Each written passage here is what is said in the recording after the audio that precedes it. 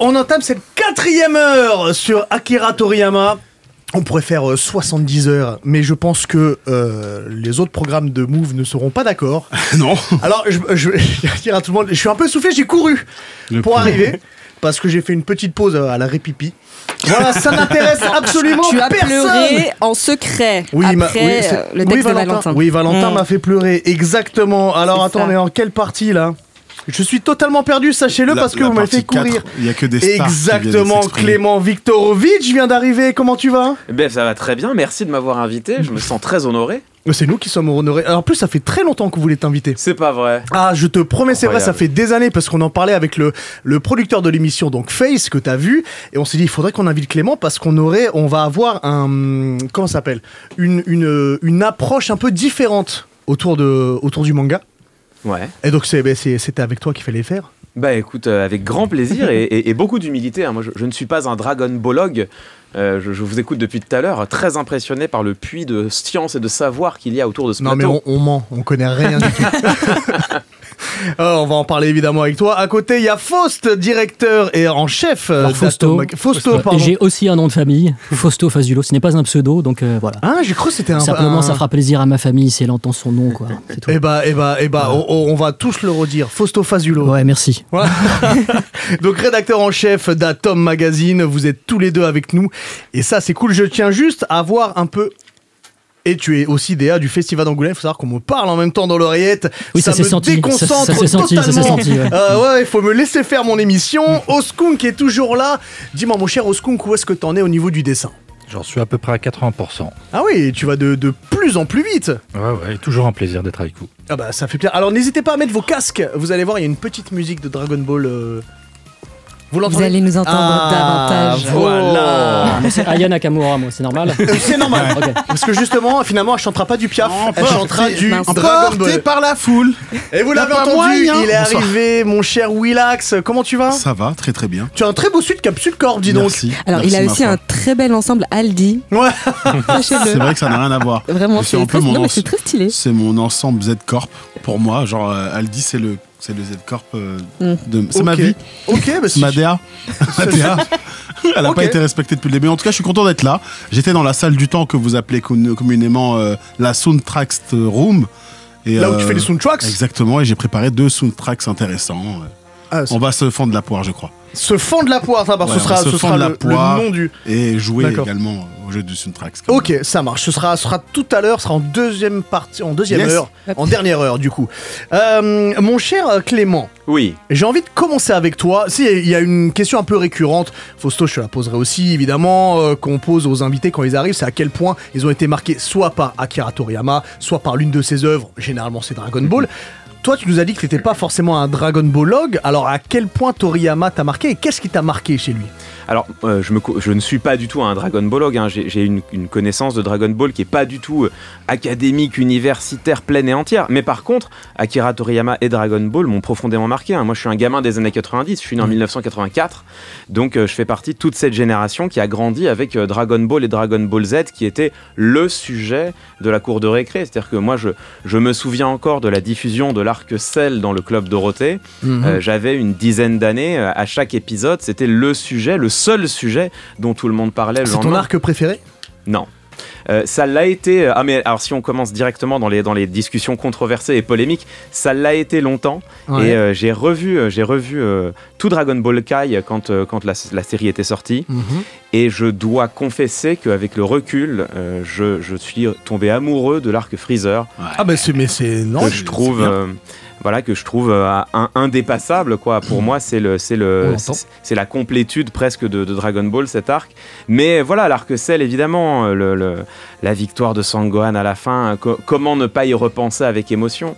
Donc, non, pour moi, ça a été toute une partie de mon enfance, et j'ai fait partie de cette génération qui a été fan de manga en général et de Dragon Ball en particulier au moment de leur diffusion dans le Club Dorothée, qui derrière a continué de s'intéresser, de se passionner pour la pop culture en général et la création japonaise notamment, au moment où c'était pas encore cool. Ouais. C'est ça qu'il faut dire, c'est-à-dire que moi j'ai découvert avec une certaine émotion la une de Libération à la mort d'Akira Toriyama. C'est affreux, je voulais pas qu'on en parle, mais si tu veux on met le doigt dessus. Donc il y avait une affreuse affiche Dragon Ball Dead. Alors, voilà, bon, on peut. Ça, c'est la partie, c'est la partie controversée de. Moi non plus, je suis pas fan de la titraille qu'ils ont choisie.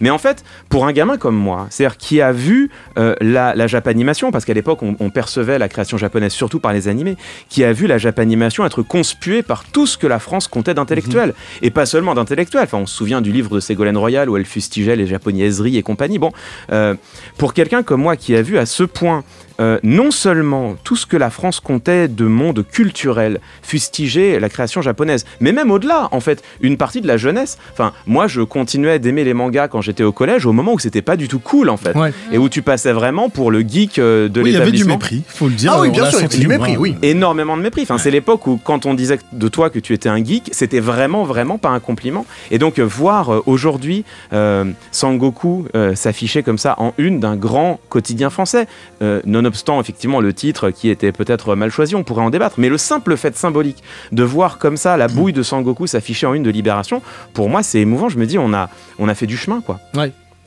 Fausto, toi, à quel Que point... veux-tu savoir? Eh ben, Alors, même question. Ton numéro de carte bleue, s'il te plaît, déjà. Ok, apparemment, tu as des achats à faire, Tant qu'à Valentin? faire. Laquelle?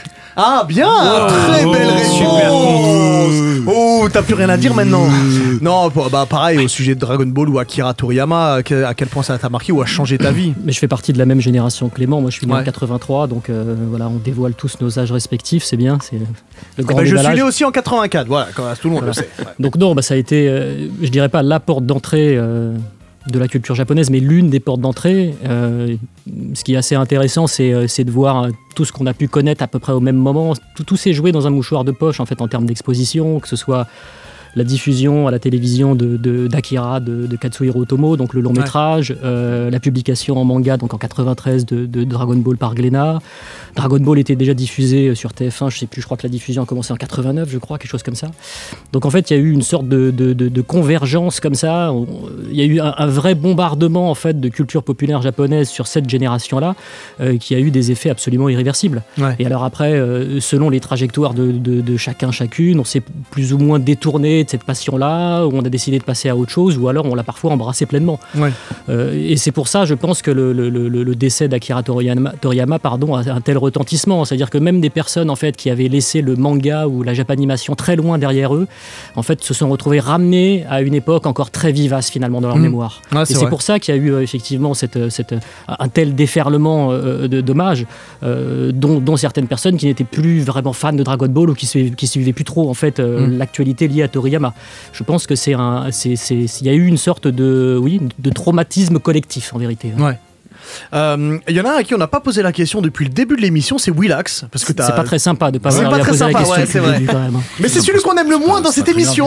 C'est vraiment très sympa. On se demande pourquoi. Parce que je porte du Aldi, c'est ça? Absolument. Ça s'appelle du mépris de classe. Exactement, c'est vrai. On te juge, mon monsieur. Eh bien, vive le prolétariat. Allez, let's go. Non, du coup, Willax, on est un peu tous de la même génération. Non, je suis né en 96. Alors, quel menteur. Non, 86, effectivement, oui, c'est vrai. Toi, c'est vrai que avant de t'avoir dans l'émission, on t'associait pas forcément au manga. Mais oui. Alors, peut-être à tort. À quel point, toi, Dragon Ball. Je vais t'en parler. Ah, bah voilà, super. C'est très bien parce que Clément a abordé le sujet sur le mépris qu'il y avait, mépris qu'il y avait auprès des geeks. Oui. Et en fait, j'étais geek en cachette. Est-ce que je dois le dire, mais j'étais un geek avec mes Divix, tu vois. Donc je me cachais pour regarder certains. On a le droit maintenant de dire Divix, voilà. Ça n'existe plus normalement. Voilà, c'est trop marrant. Enfin, parce qu'à chaque fois vous me bannez quand je dis Divix, mais c'est réel. Donc du coup j'ai re-geeké dans les années 2006 Dragon Ball Z. Parce que tu l'avais pas fini avant. Parce que j'avais pas fini avant. D'accord. Parce que il fallait faire du foot à l'époque dans mon école. Et regarder des mangas, ça rendait pas forcément fort au soccer. Alors du coup, il a dit soccer. Oui, parce que c'est réel, parce qu'on avait des baguettes à mon époque. Donc du coup, j'ai geeké assez tard DBZ. Ouais. Et je suis totalement tombé amoureux de l'arc Freezer. C'est vraiment l'arc Freezer qui m'a le plus marqué. Moi, je l'entends parce que c'est peut-être la dernière grande, entre guillemets, la dernière grande aventure de Dragon Ball. Ouais. Tu vois, parce que là, ils partent. C'est un peu le principe de Dragon Ball au début. Chercher les Dragon Ball, là, ils partent carrément sur une autre planète. Il y a pas Goku, ils sont en galère de ouf. Moi, je l'entends, tu vois. Il y a cette peur constante. Si Krillin et Gohan se font attraper soit par Vegeta, soit par Freezer, bah c'est terminé. Non, mais c'est même cette aventure de Son Gohan qui part sur Namek sans son père. C'est tout ce passage un peu où il est livré à lui-même, avec bien sûr Petit Cœur. Il arrive longtemps après, Petit Cœur. Hein. Ouais, c'est vrai. Ouais, il y a tout ce truc avec cette rencontre avec Dende. Enfin, il y a plein de petites choses qui m'ont vraiment attaché parce qu'on le voit difficilement progresser sans Gohan. On le voit assez difficilement, mais après, à un moment donné, il y a une sorte enfin, il y a un moment où son Namek, il y a un changement. Pouvoir, un petit changement. Mais après, c'est pas suffisant arriver à certains ennemis. Ouais. C'est pour ça que enfin, la différence de niveau, elle se ressent à ce moment-là, vraiment, de plein de choses, que ce soit Vegeta, que ce soit Krillin, que ce soit Tenshinhan, tous on ressent une différence de niveau partout. Je suis d'accord. Et moi, je suis toujours attaché à cette transformation ultime de Sangoku au moment de la perte de Krillin. Ouais, ça reste. Il y a un autre niveau de Sangohan, mais c'est un bon niveau déjà pour moi. Je suis d'accord. T'as dit un truc, Nice ? Ouais, je voulais juste rebondir sur le côté un peu geek qui était mal vu à l'époque, tu vois. J'ai l'impression, en tout cas avec la vague de deuil et d'hommage, que vraiment Dragon Ball, comparé à d'autres animés, d'autres mangas également, c'est beaucoup plus assumé. Il y a eu beaucoup plus de personnes qui ont regardé, qui ont touché, qui ont approché ce manga, et c'est un peu le manga, l'animé un peu décomplexé aussi, encore une fois, je le redis. Je pense que à l'époque, Dragon Ball a été vraiment l'ambassadeur, et aujourd'hui, si on n'aurait pas eu ça à l'international, bien sûr, ambassadeur à l'international, si on n'avait pas eu ça, je pense que peut-être qu'aujourd'hui, le niveau d'animation serait peut-être pas le même. Les œuvres qu'on a aujourd'hui, forcément, ne seront plus les mêmes. Et honnêtement, Dragon Ball, ça a vraiment été pour tous une porte ouverte. Tout à l'heure, je parlais de l'effet papillon. Moi, j'ai commencé les mangas et les animés à 20 ans. J'en ai 28 aujourd'hui. Donc, forcément, j'ai loupé un coche énorme. Et aujourd'hui, je me retrouve ici. Donc, l'effet papillon, juste de Akira Toriyama, sensei, est énorme. Parce qu'en fait, à travers l'ambassadeur qu'il a été, des gens comme moi qui ont découvert même très tard cet univers-là, se retrouvent à parler avec d'autres personnes qui ont grandi avec lui, d'animés, de mangas. Et je trouve ça juste incroyable. Voilà. Alors, avant qu'on continue et qu'on rentre plus profondément dans certaines choses de Dragon Ball ou autres, on a quelqu'un au téléphone, on a une autrice et dessinatrice, et je pense que tu la connais un petit peu, mon cher Valentin. Eiko, est-ce que tu es là ? Oui, je suis là. Ah, comment ça va ? Ça va très bien, je suis nerveuse. Ah, t'es nerveuse ? Oh, c'est pas là, on est tous réunis là pour honorer Akira Toriyama et ses œuvres, donc il n'y a pas besoin d'avoir un peu la pression. Dis-moi, avant qu'on parle de ton travail, toi, en tant qu'autrice, et on en parlera peut-être aussi un peu avec Valentin, qu'est-ce que tu appréciais particulièrement dans le trait d'Akira Toriyama ? Dans le trait, en fait, j'ai grandi au Japon dans les années 80 et 90, et quand j'étais en maternelle, il y avait Dr. Slump en diffusion qui passait à la télé. Donc, ce qui m'a beaucoup marqué, c'était la création de Dr. Slump, en fait. Ah. Et oui, dedans, il y a les petites crottes qui parlent et qui marchent comme un humain, et ça m'a beaucoup marqué. Ouais. Et voilà, en fait, donc je continue. En fait, dans ma BD, on voit beaucoup de petites crottes qui sourient et tout, ça vient de là, en fait. Voilà, la BD qui s'appelle Bienvenue chez Eiko, donc, qui est Paris croqué par une japonaise. Et c'est très, très intéressant. Et moi, j'aimerais rebondir sur ça, c'est les jeux de mots qui sont introduits dès l'univers de Dr. Slump. Moi, je reste sur cet excrément bon. Voilà, je m'en sers encore aujourd'hui. Ouais. J'attends des opportunités pour pouvoir placer à quelle occasion ? Ah bah alors, plein d'occasions, des repas de famille déjà par exemple, ce qui fait que je suis de moins en moins invité. Mais non, j'adore tout ça. Et à Eiko, je voudrais poser une autre question. Mais vas-y. Parce que tu vis la disparition d'Akira Toriyama avec les deux prismes, le prisme français et le prisme japonais, et les deux autres prismes, Dragon Ball et Dr. Slump. À quel point ça t'a ému Et comment tu l'as vécu? Parce que tu as fait un post très émouvant pour parler de la récupération politique. Et nous, on l'a vu d'ailleurs avec Macron chez nous. Comment ça s'est passé? Il avait une belle planche, hein, Macron. Oui, oui.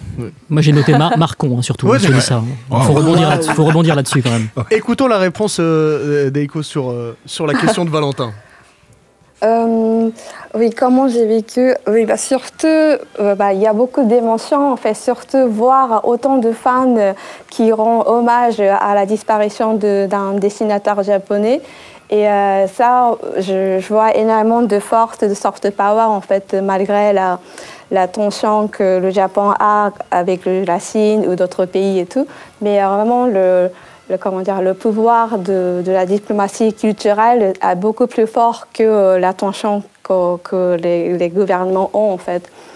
Et après la récupération politique, oui, beaucoup de Japonais étaient très contents que Macron ou Gabriel Attal, ils ont tweeté en fait pour rendre hommage à Akira Toriyama. Mais oui, en fait, je ne sais pas. En fait, il y a. On te sent ému. Qu'est-ce que j'allais dire? Je sais pas. On te sent ému, Eiko. Non, c'est pas vrai. Non, c'est pas vrai. C'est pas vrai. Ah, mais peut-être qu'il y a du respect. En fait, je suis très nerveuse. D'accord. Mais non, on est entre nous. Tu veux dire qu'il y a peut-être du respect de la part des Japonais, des politiques français, c'est ça? Non, en fait, je pense que plutôt les Japonais, ils sont contents, ils sont émus que même les politiciens, les personnels politiques qui parlent de ça et tout, et ils voient peut-être pas de...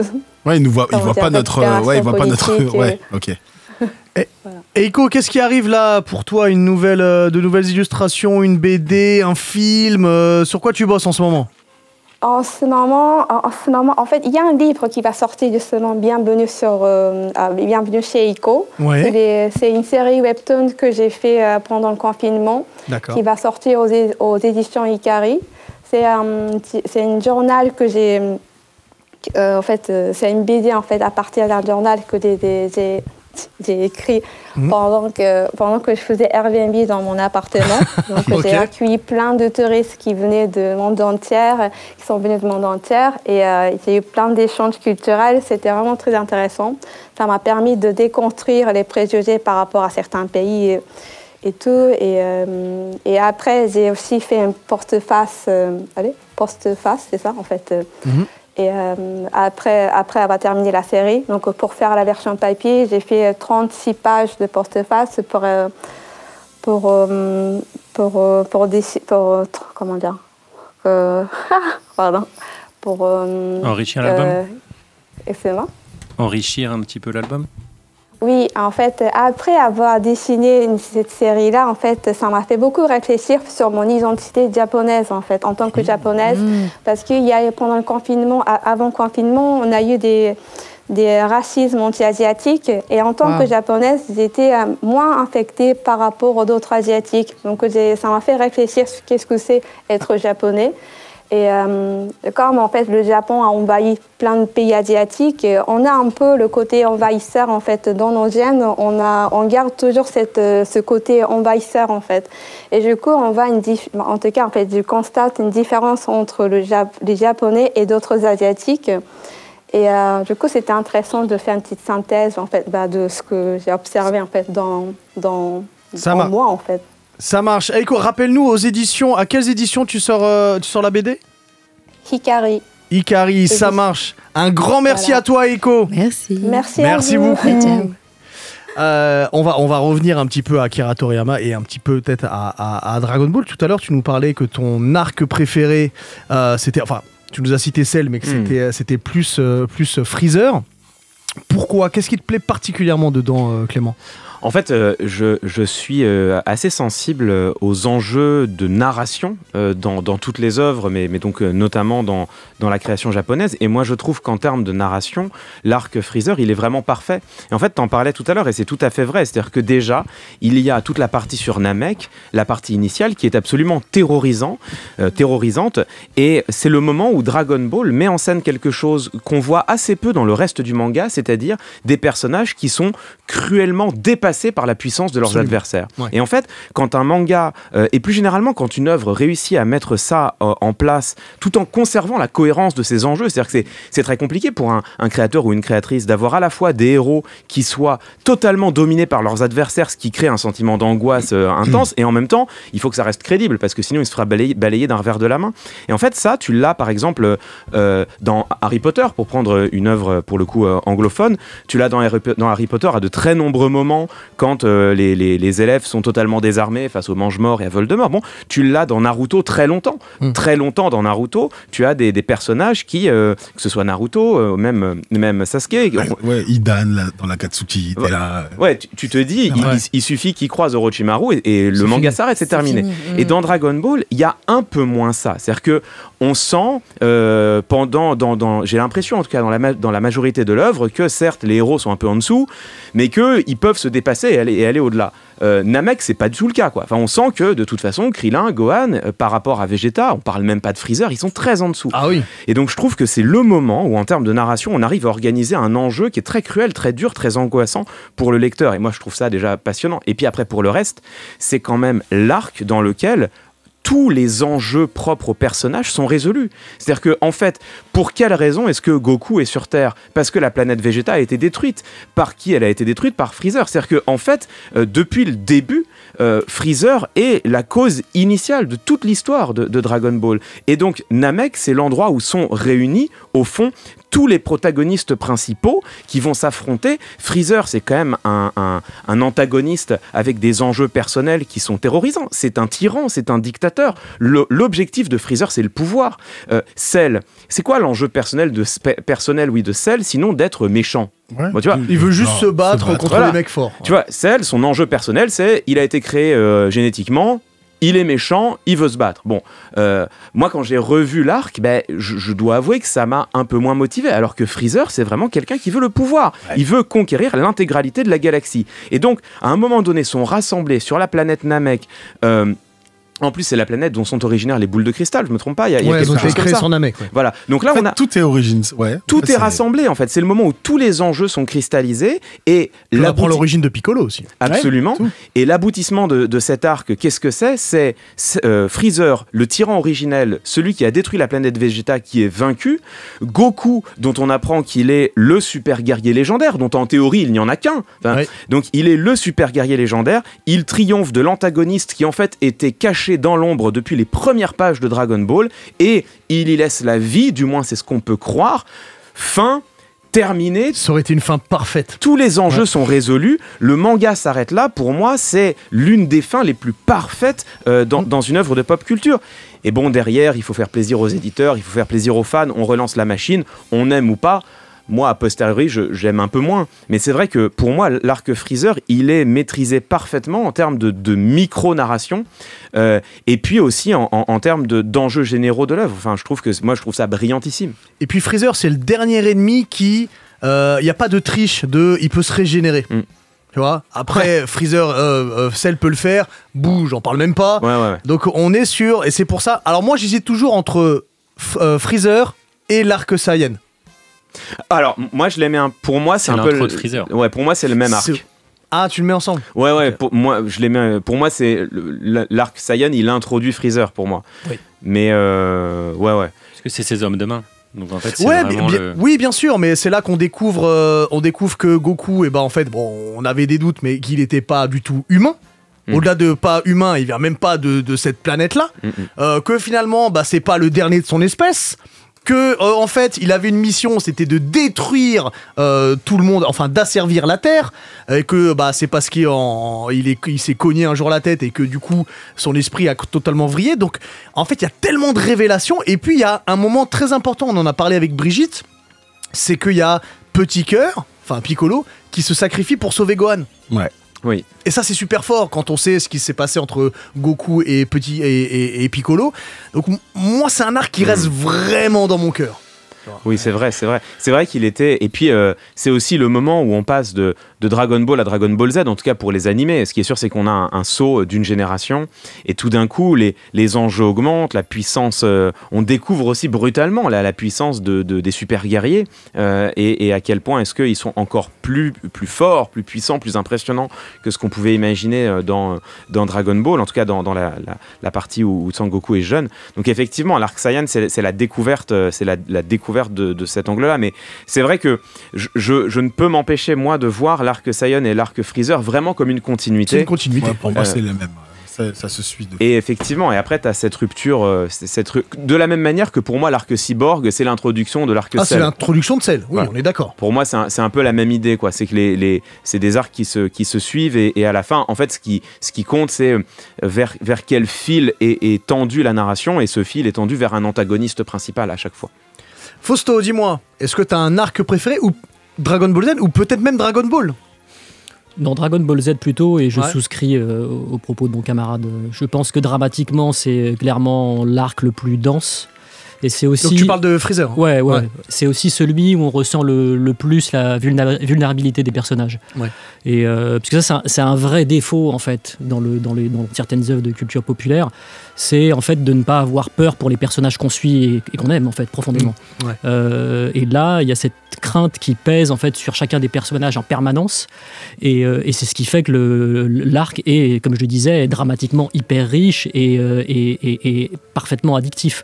Et je pense que cet arc-là, ça marque un petit peu l'acmé du talent de Toriyama, une certaine aussi envie de conclure à un moment, et tout ce qui suivra sera bien, mais quand même un peu moins bien. Il y aura beaucoup de répétitions. Dramatiquement, il ne sera jamais au niveau de ce qu'il a accompli là. Puis déjà, en termes de révélation scénaristique, c'est tellement foisonnant. Qu'est-ce qu'il pourrait raconter de plus surprenant? Qu'est-ce qu'il nous a déjà dit à travers cet arc-là? Pas grand-chose en réalité. Alors après, j'ai un attachement aussi pour le personnage de Cell. Je trouve même qu'il y a quelque chose d'assez intéressant dans la gratuité du personnage, dans ses mutations. Il y a quelque chose d'un peu drôle, d'un peu organique comme ça, qui de manière parfaitement cosmétique fonctionne. Je trouve que les cyborgs, effectivement, qui sont l'introduction de cet arc-là, sont d'excellents personnages. Enfin, une rampe de lancement dramatique très très pertinente, sauf qu'après la conclusion de cet arc-là est peu satisfaisante, contrairement à la conclusion de l'arc Freezer, qui est parfaite parce que c'est une vraie conclusion en réalité. Ça aurait pu être une vraie conclusion. Bah, au final, oui. Non, j'allais appuyer sur le fait qu'en fait, l'arc Cell en fait, est appuyé par ces fameux outils qu'on appelle le multiverse, c'est-à-dire que c'est Trunks du futur qui prévient. Et c'est Cell du futur qui vient exactement, aussi. Et c'est un peu comme ça que ça se passe quand on a moins d'idées, j'ai comme l'impression, dans pas mal d'œuvres. C'est pas le fait qu'on a moins d'idées, mais qu'on puisse appuyer un argument sur des multiples univers, des multiples chronologies. Ce qui peut donner justement un appui sur Après, c'est bien maîtrisé. Bien sûr, c'est hyper bien maîtrisé. Mais il faut remarquer que c'est grâce à ça qu'on en est là. Ça aurait pas pu être dans une temporalité même qui allait avoir un méchant aussi terrifiant que Freezer et tout. C'est pour ça, moi vraiment, je maintiens sur le fait que l'arc Freezer est incroyable. Ouais, mais pour redonner du poids à l'arc Freezer, c'est aussi le moment où il change d'éditeur. Ouais. Torishima est promu suite au gros succès de Dragon Ball. Il peut plus être juste Tanto, il devient rédacteur en chef adjoint avant de passer rédacteur en chef. Il n'a plus le temps de s'occuper d'Akira Toriyama et de ses autres auteurs, dont Masakazu Katsura, et c'est les deux meilleurs potes. Et donc il a Yu Kondo qui devient son nouvel éditeur, qui lui était éditeur au Margaret, donc au magazine Shoujo, donc pour filles. Marketingment parlant, de chez Shueisha. Et lui, il arrive avec quelques autres idées, peut-être un peu une énergie. Ils s'entendent beaucoup mieux, Toriyama et Yu Kondo, parce que c'est tous les deux, ils ont quelques passions, pas forcément communes, mais ils se reconnaissent en tant que passionnés. Ouais. Tu vois, Toriyama, c'est un gros geek des maquettes. Il adore les maquettes de véhicules et notamment les véhicules de guerre. C'est ce qu'il achète. Ouais, et puis on en revient avec son père.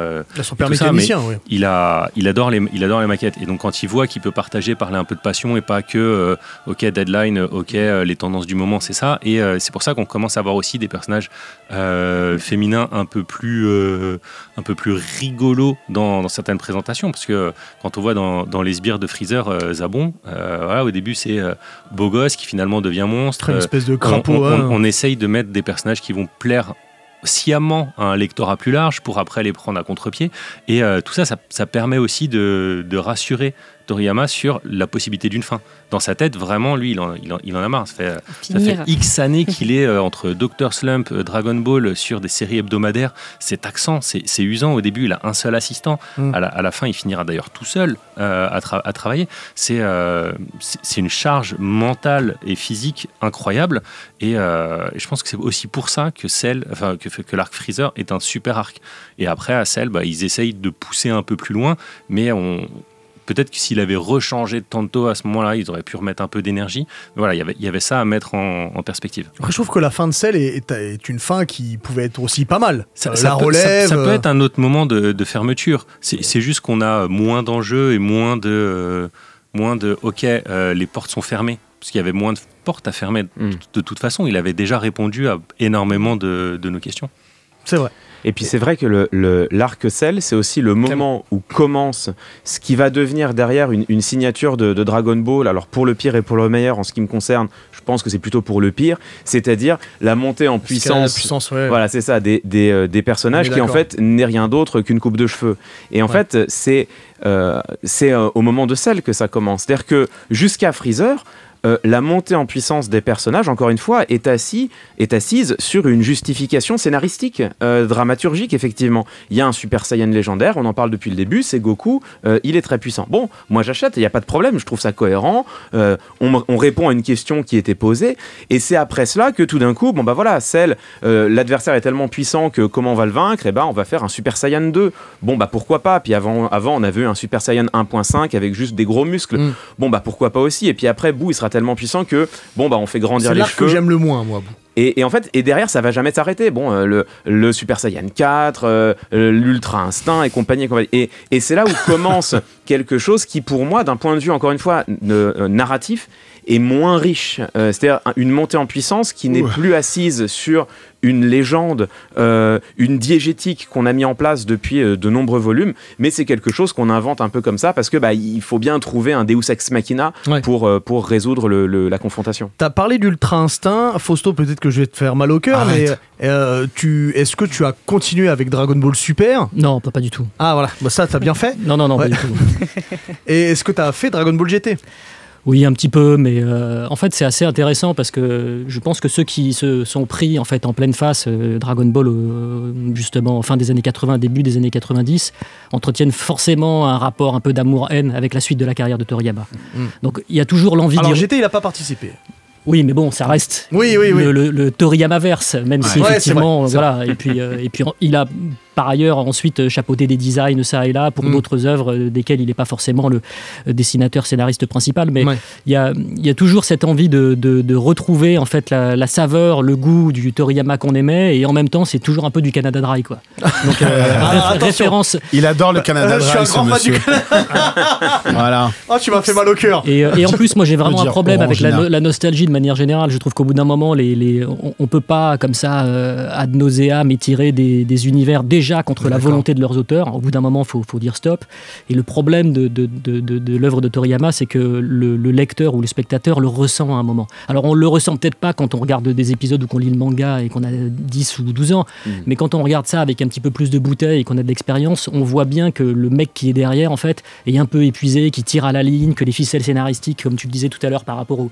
Il n'y a rien de pire qu'un multivers en fait, en réalité. C'est vraiment c'est le comble de la fainéantise en fait. C'est-à-dire c'est développer des histoires parallèles qui entretiennent un vague rapport, une vague relation dramatique avec les histoires qu'on a précédemment construites.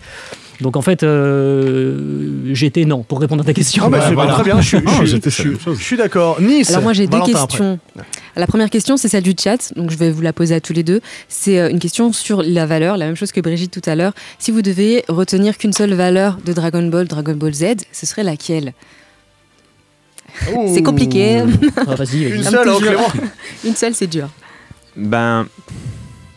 Moi, je dirais le dépassement de soi. Enfin, j'ai l'impression que c'est quand même vraiment le cœur de Dragon Ball. C'est que c'est le dépassement de soi. C'est une ode à l'effort personnel, une ode à la volonté de vaincre les obstacles que nous mettons nous-mêmes en réalité sur notre passage. Et en fait, c'est de cela au fond que Goku est une métaphore. C'est-à-dire que Goku, c'est la métaphore de la capacité à se dépasser qui n'a pour seule limite que soi-même. C'est le principe même des Super Saiyans, c'est qu'en fait ils n'ont pas de limite autre que celle qu'ils se fixent, et la limite qu'ils se fixent est en fait définie par leur antagoniste. C'est ça l'idée du Saiyan, c'est qu'en fait il va progresser jusqu'à vaincre celui qui est en face de soi. Mais qu'est-ce que ça veut dire? C'est simplement une métaphore de l'idée que en fonction des épreuves que nous rencontrons dans la vie, nous allons précisément aller puiser en nous des ressources que nous ne supposions pas et qui vont nous permettre d'y répondre et d'y survivre. Et de la même manière que Goku ne pouvait pas imaginer accéder à sa transformation en Super Saiyan avant de rencontrer un être qui nécessitait qu'il y ait accès, et il pouvait même pas l'imaginer. De la même manière, nous-mêmes, on peut pas imaginer la force intérieure que nous avons avant de devoir surmonter des épreuves auxquelles on espérait ne jamais être confronté. Donc pour moi, c'est vraiment ça qui transparaît par tous les pores de l'œuvre. Super. Autre question. Attends, j'attendais peut-être la deuxième. J'aurais dit oui, la transcendance qui de toute façon est exactement ce que tu as dit. Je pense qu'il y a la transmission, il y a vraiment ça en fait qui innerve tout Dragon Ball. Et en même temps, il y a aussi quelque chose d'assez intéressant, c'est de voir qu'Akira Toriyama laisse aussi la possibilité à ses personnages le droit de se tromper en fait et de changer en fait aussi après. Et ça, c'est vraiment très intéressant. Et quand on est jeune et qu'on voit justement des personnages qu'il a pu introduire dans son histoire et qui nous sont présentés comme des antagonistes au début, et puis finalement ils évoluent et qu'ils gardent leur part d'ombre tout en ayant rejoint, on va dire, un autre coin du spectre moral. Je trouve ça assez intéressant puisque ça fait partie aussi de la complexité d'écriture qu'il n'a pas toujours su maintenir tout le long de sa carrière, mais qu'on retrouve dans Dragon Ball et qui est très, très perturbante en fait quand on est gamin. Parce que on a cette espèce de manichéisme quasiment épidermique où voilà, on a les bons, les méchants. Et en fait, de toute façon, c'est d'ailleurs une des données passionnantes quand on regarde le manga, c'est que les frontières sont beaucoup plus floues en ce qui concerne la caractérisation des personnages, contrairement à d'autres expressions dessinées où on a des antagonistes et des protagonistes qui sont parfois beaucoup plus prononcés. Là, c'est vrai que chez Toriyama, le fait que certains de ces personnages changent, c'est assez passionnant, je trouve. On le retrouve chez Naruto, bizarrement, après. Juste avant que tu poses ta question, j'aimerais rebondir sur quelque chose, et à la fois pour toi, Clément, et à la fois pour toi, Fausto. On parle de valeur dans Dragon Ball. Tu parlais quand Sangoku se transforme en super guerrier. La force des super guerriers, c'est aussi la colère. Est-ce que c'est pas une valeur forte? Alors, je sais pas si on peut appeler ça une valeur, mais quelque chose de fort dans Dragon Ball, c'est savoir utiliser sa colère. Oui, peut-être. Parce que pas de super guerrier sans colère. C'est vrai que c'est une ode, mais plus que la colère, je dirais que c'est une ode à l'amitié. C'est-à-dire que quelque part, le moment où en fait Sangoku laisse libre cours à sa colère pour accéder à sa puissance, à sa force de super guerrier, c'est après la mort de Krillin. Je me trompe pas. Hein, c'est bien ça. Ouais. Et donc c'est en fait c'est la perte, et le deuil. Et comment est-ce que ces épreuves-là aussi, encore une fois, c'est toujours la même chose. Comment est-ce que ces épreuves nous amènent à puiser dans des émotions qui peuvent être des émotions difficiles, des émotions refoulées, des émotions. La colère est une émotion à tout le moins effectivement dévalorisée dans notre monde contemporain. Se mettre en colère, alors j'ai pas une assez bonne connaissance de la culture japonaise pour le dire, mais en tout cas il me semble que c'est aussi le cas. Et ce qui est sûr, c'est que dans notre monde occidental, en France en tout cas, c'est le cas, hein. Quand tu te mets en colère, c'est que tu as perdu. C'est vrai. Et là, c'est vrai que moi c'est Sun Tzu qui le disait, un homme en colère ne gagne. Non, c'est pas une vanne. Vrai ouais, c'est pas une vanne, c'est dans l'art de la guerre. Il dit un homme en colère ne gagne pas des batailles. J'ai plus la phrase exacte, mais c'était ça. Bon, moi en fait là j'essaye de parce que j'aurais beaucoup à dire sur la colère par ailleurs. C'est-à-dire que je trouve à titre personnel, que c'est une émotion excessivement saine, extrêmement saine, et que ressentir de l'indignation quand on est confronté à des situations indignantes, je trouve qu'il n'y a rien de plus sain que cela. Et quelque part, c'est vrai que on peut voir ça aussi dans Dragon Ball. Et pour revenir juste un centième de seconde, je m'étais jamais fait la remarque, mais c'est très intéressant ce que tu dis sur les évolutions des antagonistes dans Dragon Ball et le fait que tout est moins manichéen et noir ou blanc que ce qu'on pourrait croire. Et la différence avec Naruto, justement, c'est que de ce point de vue-là seulement, je ne sais pas, mais de ce point de vue-là, en tout cas, le parcours des antagonistes dans Dragon Ball est beaucoup plus subtil que dans Naruto. C'est-à-dire que dans Naruto, c'est une ficelle scénaristique qui est intéressante d'ailleurs, dont on pourrait dire plein de choses, mais qui est le fameux Talk no Jutsu de Naruto. Oui. Il a un ennemi en face de lui, Naruto fait un speech, l'ennemi est convaincu, ça devient un protagoniste. Bon, alors que oui, Zabuza. Voilà, exactement. Alors que dans Dragon Ball, en fait, ce sont les antagonistes qui font un chemin personnel. C'est-à-dire que ils n'ont pas été convaincus parce qu'on leur a fait un beau discours, ce qui aurait été une ficelle scénaristique pour le coup assez grossière. C'est eux-mêmes qui, confrontés à l'exemple d'un groupe d'amis en réalité, c'est tout simplement ça, sont amenés progressivement, c'est très long, Vegeta c'est très long, sont amenés progressivement à remettre en cause une partie de leur vision du monde. Bon. Et ça, je trouve que dans le parcours des personnages, en tout cas le parcours des antagonistes, il y a quelque chose qui est en fait extrêmement subtil en termes de narration.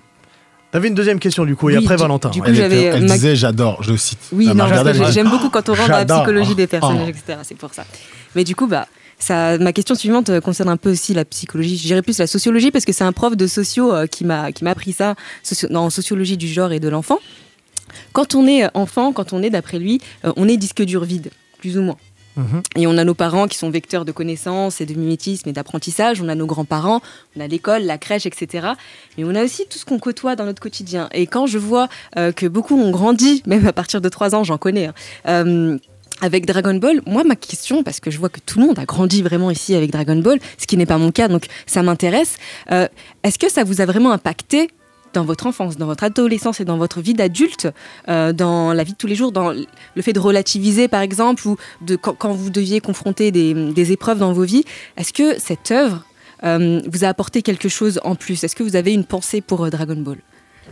Si tu te tournes vers moi, ça veut dire que j'ai...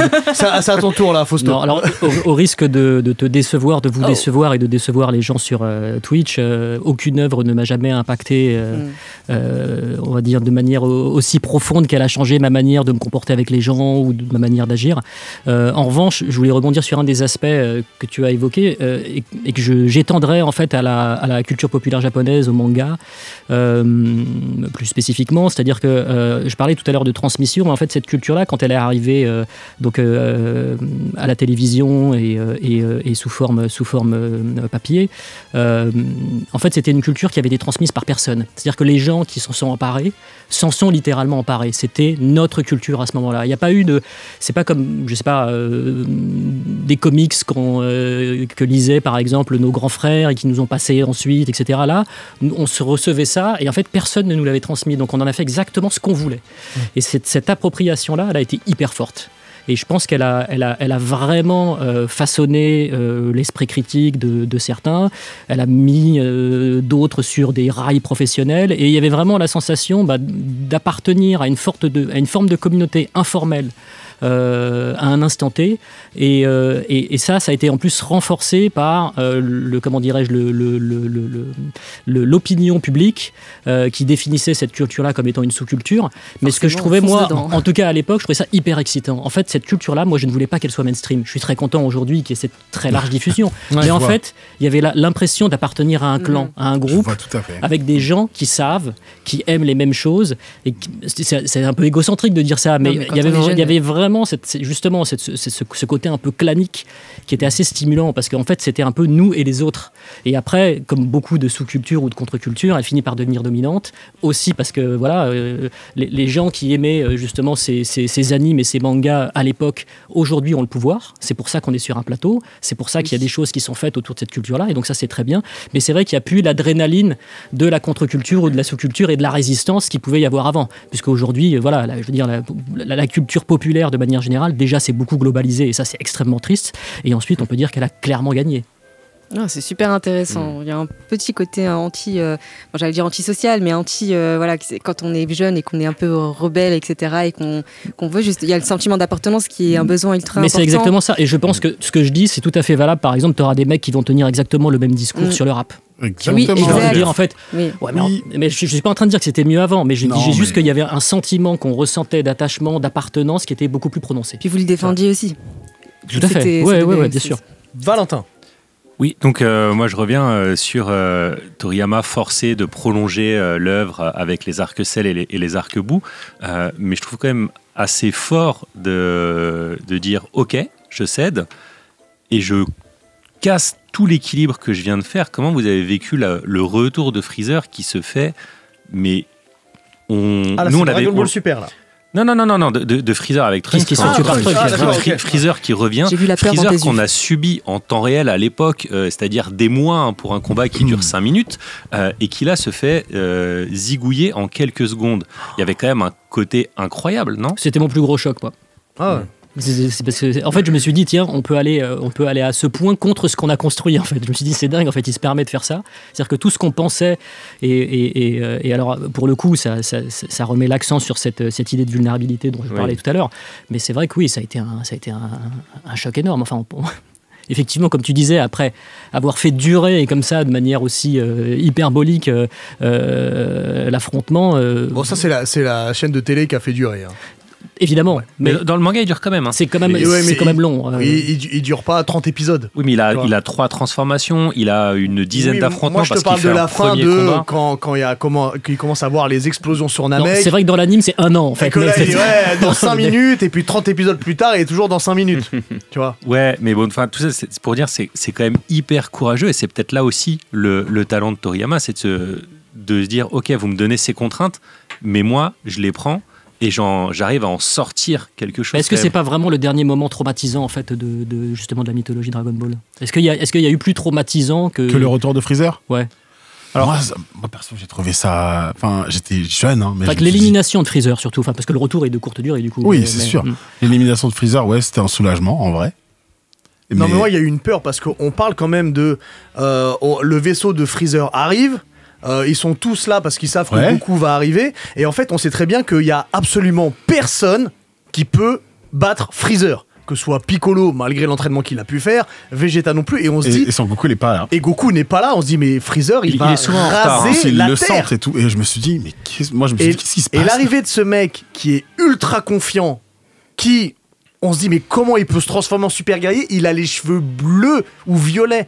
Il est pas Saiyan. Comment il fait ce mec-là ? C'est qui ? Et il est très beau, très beau. Il a un flow, qu'un rideau, veste en jean crop top.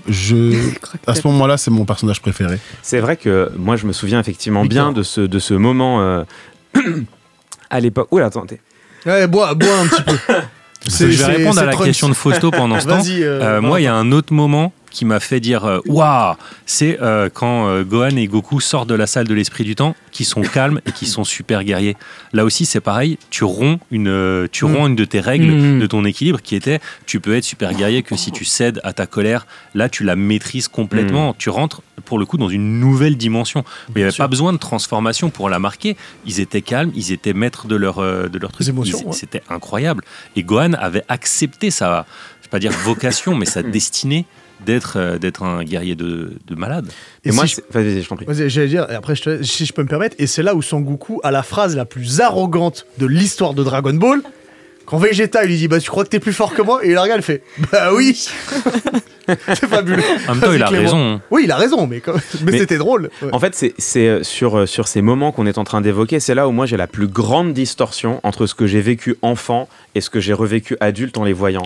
C'est-à-dire que enfant, tous ces moments-là, pour moi, ils ont été incroyable, mais parce que je voyais la montée en puissance de ces héros, je les voyais de plus en plus forts, de plus en plus confiants, de plus en plus arrogants face à des adversaires de plus en plus terrorisants, méchants, forts eux-mêmes. Et effectivement, en termes de narration, le moment où Freezer revient et où il se fait littéralement découper en deux et en 2 secondes, c'est là que tu te dis ah ok d'accord, donc c'est ça le monde dans lequel on est maintenant. Ouais. Et donc quand tu vois de nouveaux en fait quand tu vois Trunks qui l'a littéralement pulvérisé en un coup, et que Trunks arrive en disant mais si je suis là c'est parce qu'en fait dans le futur il y a des adversaires tellement plus forts que moi que je suis obligé de faire ça. Là tu te dis tout d'un coup quand t'es gamin, tu te dis oh putain, alors c'est ça qui est en train de se passer, et je sais que voilà à l'époque ça avait été incroyable, l'arc-cell en termes émotionnels pour gamin c'était complètement fou. Et en fait aujourd'hui quand j'ai revu tout ça, je me suis dit bon mais au fond, ça n'est rien d'autre qu'une manière très artificielle en termes de narration de recréer ce qui a déjà existé. C'est-à-dire, on recrée en effet de la vulnérabilité avec une ficelle scénaristique un peu grossière, on recrée des transformations plus grandes, et c'est là où on rentre dans la pente de la puissance. Et je me souviens que j'en ai parlé avec un gamin il y a quelques années, jeune de 12 ans, qui découvrait Dragon Ball. Alors c'est la transmission, parce que Dragon Ball lui a été transmis par ses parents, et je découvrais que des gamins aujourd'hui, enfants, avec le même âge que moi quand j'ai découvert Dragon Ball, sont fans de Dragon Ball. Enfin, et d'ailleurs ça c'est quelque chose d'incroyable en soi. C'est-à-dire que moi je me souviens des œuvres que regardait mon père, et quand mon père me parlait de ce qu'il regardait quand il était gamin, je trouvais ça un peu ringard, quoi. Et là on a vraiment une œuvre qui est littéralement transgénérationnelle. Et il me disait, moi en ce moment je suis en train de regarder Dragon Ball GT. Et je lui disais, ok, et qu'est-ce que tu préfères comme arc, etc. Et en fait, qu'est-ce qu'il m'a répondu? Il m'a répondu, moi ce que je préfère c'est Dragon Ball GT. Je lui ai dit, ah bon, mais pourquoi? Il m'a dit, mais parce que les personnages sont plus forts. Et en fait, j'ai dit, bah oui, bien sûr, mais de la même manière que moi, quand j'étais gamin, on m'aurait demandé à 12 ans, j'aurais dit, je préfère l'arc Cell parce que les personnages sont plus forts. Ouais. Et aujourd'hui, j'ai un regard qui a totalement changé. Après, sur l'arc Cell, c'est aussi une conséquence de ce qu'a fait Goku. Parce qu'il a détruit l'armée du ruban rouge, et en fait, c'est le docteur Gero qui a voulu se venger, donc il a créé les cyborgs, et plus tard Cell. Donc, en fait, on est quand même dans un truc scénaristique qui a un lien avec le début de Dragon Ball. C'est marrant d'ailleurs que Goku soit presque le seul personnage à jamais réussir à sortir du cercle des conséquences. Parce que tous les autres trouvent un moment, la rédemption, une finalité ou autre. Lui, il a cassé tellement de pots qu'il y en a toujours un pour le rattraper. Bon, c'est aussi parce que c'est le protagoniste, mais... C'est pour ça qu'il veut rester au paradis après sa mort contre Cell. Possible, ouais. Puisqu'il y a cette phrase que, soi-disant, Bulma lui aurait dit... J'ai une question rapidement, avant qu'on termine cette heure qui passe très très vite. On n'a pas parlé de films. Il y a énormément de films Dragon Ball, Dragon Ball Z... Dragon Ball GT, Dragon Ball Super. Est-ce qu'il y a un film qui vous a particulièrement marqué? Peut-être. Film ou OAV ou TV Special. Hein, vraiment, très classiquement, mais ça, finalement, comment dirais-je, c'est un peu dans le prolongement de ce que tu disais par rapport à ce qu'on aime gamin, par rapport à cette idée de surenchère permanente en termes de pouvoir. C'était l'OAV, le premier OAV sur Broly. Qui date de 95, quelque chose comme ça. Je crois, moi je l'avais loué en cassette. Et je me souviens, moi, parce qu'il tournait en cassette vidéo import dans la boutique que je fréquentais à l'époque. Donc il passait comme ça en fond. Ils avaient un petit magnétoscope qui diffusait des cassettes NTSC, donc il passait. Et j'avoue que déjà, il y avait quelque chose de particulièrement interpellant. C'était la qualité de l'animation. C'est-à-dire que nous, on avait l'habitude de ce qu'on voyait à la télévision française. Or, les OAV qui sont diffusés au Japon, naturellement ont plus de budget, et donc en termes de production value, pour parler très bien français, c'est au-dessus. Et ça m'avait vraiment interpellé. Je me dis, mais comment ça se fait que c'est animé de cette manière-là? C'est quand même bien mieux foutu que ce que je vois à la télé. Et puis surtout, ce personnage a été un temps mon personnage préféré. Voilà. Je pense qu'on peut rester un peu sur celui-ci parce qu'il nous reste pas beaucoup de temps. Qu'est-ce qui t'a plu particulièrement? Je vous poserai aussi la question, mais qu'est-ce qui t'a plu particulièrement? Le chara-design. Chez Broly, ouais. On n'a pas trop parlé de dessin jusqu'à présent, mais c'est vrai que tout à l'heure on parlait de Freezer. En fait, je trouve que si l'arc Freezer est aussi réussi, au-delà de son aspect dramatique particulièrement riche, c'est aussi parce que le design du personnage est particulièrement réussi. Il y a une sorte de pureté dans la ligne, dans sa conception. C'est presque intemporel. Hein. Exactement. Et ça, c'est la force aussi de la rondeur, je pense, qui en fait est à mettre en parallèle avec l'obsession de comment dirais-je, des mécanismes et de la fonctionnalité aussi qu'on voit dans certaines couvertures. Là, quand il dessine un véhicule, c'est absolument dingue. Il suffit de se pencher un petit peu sur la manière dont il dessine tous les rayons de la jante, tout ça, etc. Et ça, on le retrouve dans certains personnages. Il y a des petits détails comme ça sur Freezer qui sont particulièrement visible et prégnant, et la réussite la réussite de cet antagoniste-là tient beaucoup à son design. Et Broly, moi, ce qui m'a impressionné, c'est que c'est une sorte de personnage complètement hyperbolique qui a l'air absolument incontrôlable. Il est incontrôlable. Qui n'a plus du tout de pupille, si je ne m'abuse. Et en termes d'un strict point de vue du dessin, du design, c'est ce qui m'a séduit.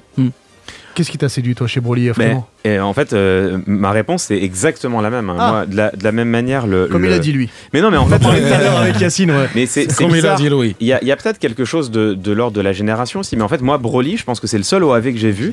Mais je me souviens qu'à l'époque, quand il est sorti, ça avait été quand même un véritable retentissement. Enfin, on a été nombreux à le voir, à découvrir aussi qu'il y avait un univers Dragon Ball étendu, pourrait-on dire. Et c'est vrai que, alors aujourd'hui, quand tu revois Broly, encore une fois, en termes scénaristiques, scénaristique, c'est un personnage qui est un peu artificiel, qui est vraiment introduit au forceps dans l'univers Dragon Ball. Mais c'est vrai qu'à l'époque, le chara-design, cette espèce... Et c'est vrai que là aussi, il y a quand même une rupture qui est intéressante malgré tout en termes de dessin, c'est que Toriyama, et je trouve que c'est particulièrement brillant, pour donner à voir la puissance et le caractère terrorisant de ses adversaires, les a rendus de plus en plus simples et épurés. Ouais. Et l'exemple typique, c'est vraiment Freezer, qui, sa dernière transformation, c'est là où la ligne est pure. Il est le plus petit, on retrouvera ça avec Boo bien sûr, mais c'est là où il est le plus petit, le plus simple. C'est la silhouette du mal, littéralement. C'est exactement ça. Ouais. Totalement. Et avec Vegeta qui se moque de lui au début en disant mais il a l'air d'un gamin, bon, et on sait ce qui se passe derrière. Et c'est vrai que c'est intéressant ce mouvement qui est un mouvement descendant avec des personnages de plus en plus petits mais de plus en plus concentrés en termes maléfiques. Et Broly, c'est tout l'inverse, c'est effectivement une hyperbole visuelle. Il est musclé à des endroits où normalement ça n'existe pas trop, mais peu importe. Allez, qu'est-ce que c'est ? Ça dépend chez qui. Hein, mais... Allez, on rajoute un... Excuse-nous, Fausto. C'est vrai que ça existe des Broly maintenant. Ouais. Et donc, c'est vrai que quand on a vu ça gamin, là, t'avais tout d'un coup, encore une fois, une nouvelle idée visuelle de la puissance qui ne pouvait être que fascinante. Le premier long métrage en salle en France, c'était en 96, c'est ça ? C'est quoi ? C'est Fusion. C'était Fusion qui est sorti. Fusion. Il y avait Fusion avec Janemba. C'était les deux qui sont sortis en même temps avec le générique d'Ariane. Moi, je me souviens de certaines critiques justement, notamment dans la presse quotidienne, qui avaient démonté le film, je pense, sans l'avoir vu. Et moi, je me rappelle, j'ai un souvenir vraiment très très précis. Je voulais aller voir ce film-là en fait avec un ami du collège et sa mère avait lu la critique qui avait été publiée dans Nice Matin. Et le journaliste parlait d'ultra-violence et de pornographie. Je pense qu'il n'avait pas du tout vu le film. Pornographie. Oui, c'est ce qu'on disait des mangas. Je me souviens encore en fait de cette critique-là. Donc, en bonne mère de famille qu'elle était, elle nous a interdit d'aller voir le long métrage. Mais en tout cas, c'était assez drôle puisque ça témoigne du malentendu qui pouvait justement régner et entourer ces productions-là à l'époque. Ouais. Le temps passe très très très très vite. Clément, Fausto, un grand merci à vous. Merci beaucoup. C'est passé ultra vite, faudra revenir pour qu'on prenne plus de temps chacun de votre côté et qu'on parle un peu plus de vous et aussi. Parler de Dr Slump aussi. On en a parlé en début, tu sais ça, on y est depuis 19h. Parce que la dimension scatologique de l'œuvre de Toriyama est passionnante. Vraiment. Sandland aussi, on en a pas mais Sandland, ça arrive juste après. Donc en tout cas, vous revenez quand vous voulez, évidemment. Avec plaisir. Vous êtes ici, chez vous.